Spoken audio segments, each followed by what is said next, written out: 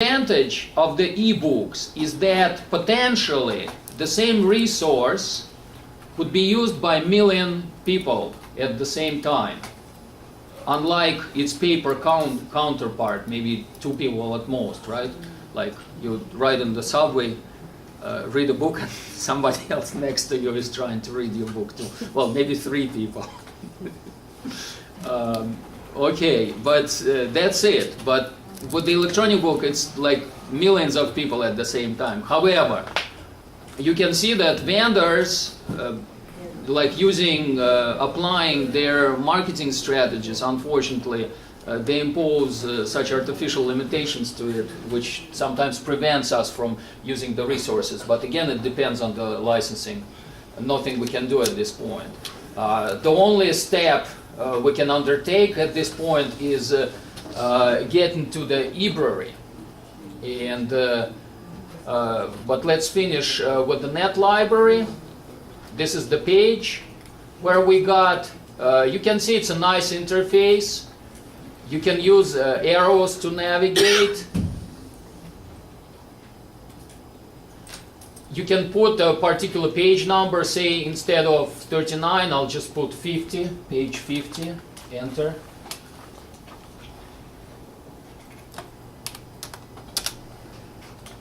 And you can see this little menu. You can expand the screen, you can make it larger, you can make it smaller, you can save some information, you can print it out. Well, that's how NetLibrary works. Again, guys, it's EBSCO. NetLibrary is EBSCO.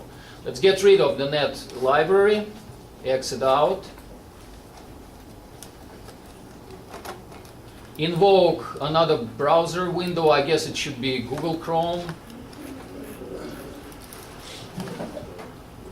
Again, it's Google Chrome because our library page was designed more having a Google Chrome in mind. And then once you get to the library homepage, this is the pull-down menu and search all. The same steps that we usually do. Then you scroll down to the eBooks.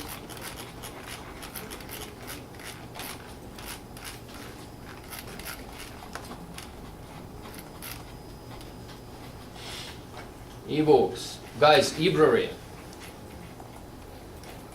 Ebrary is not the EBSCO, but in our situation it's the best. Okay. You see, you can do your search here in the basic search box, or you can click on advanced, whichever you prefer. Shakespeare and Hamlet. And search.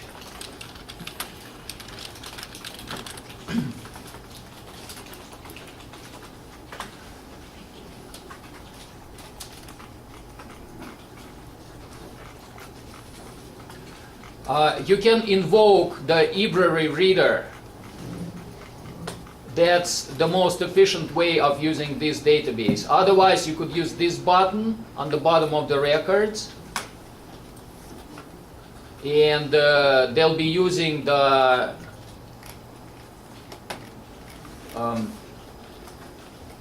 browser. Let's try download the Ebrary from here. If it doesn't work, I'll try it from Internet Explorer.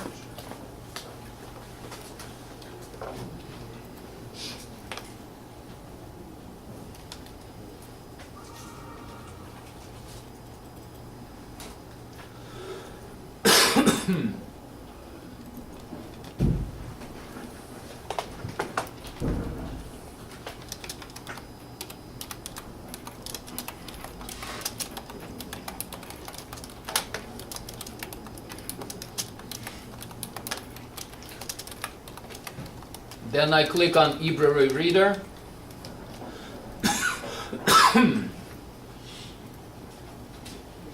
And it's telling me that it's downloading it.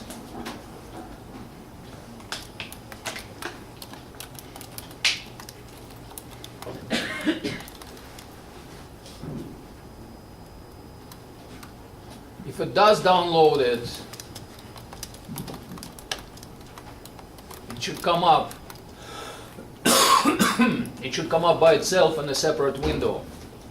But there might be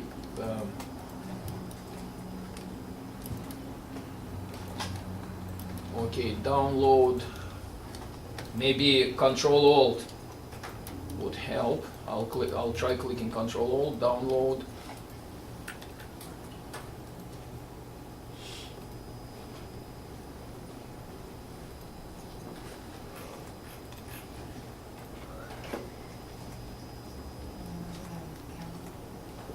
Yeah, they want us to create account. To download the document, please click sign in and log on. Okay.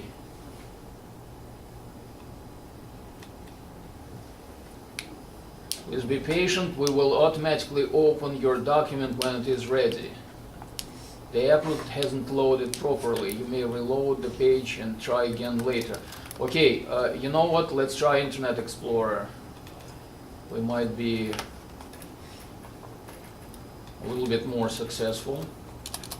Let's see if it's going to work on Internet Explorer. The same library page, search all, scroll down.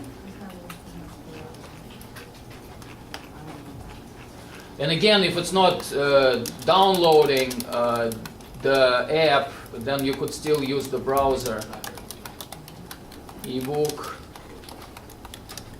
Ebrary.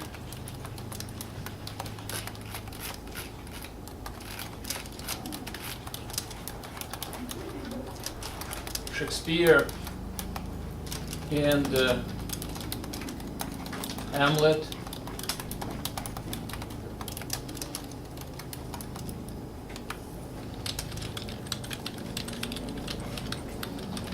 Ebrary reader. Please be patient as always. Run.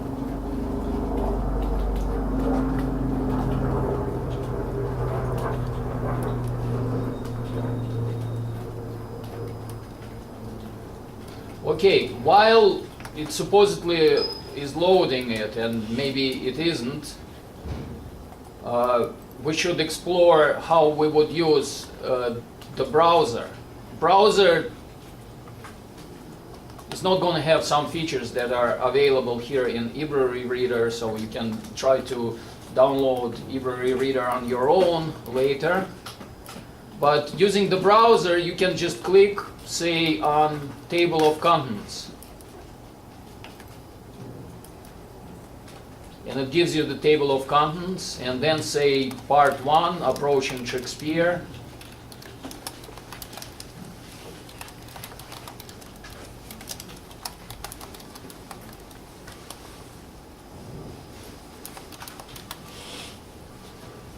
You can always sign in right here and create an account with them, and then they'll give you more features will be available. Or you can just read like this in the browser. You can see these are the arrows to navigate.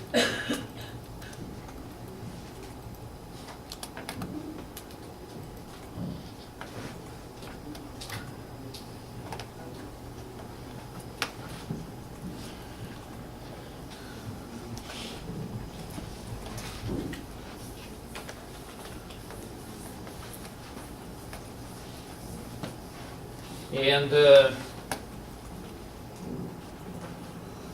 you can use other instruments here, other buttons in this menu. This is the table of contents. This is the search tool for the document.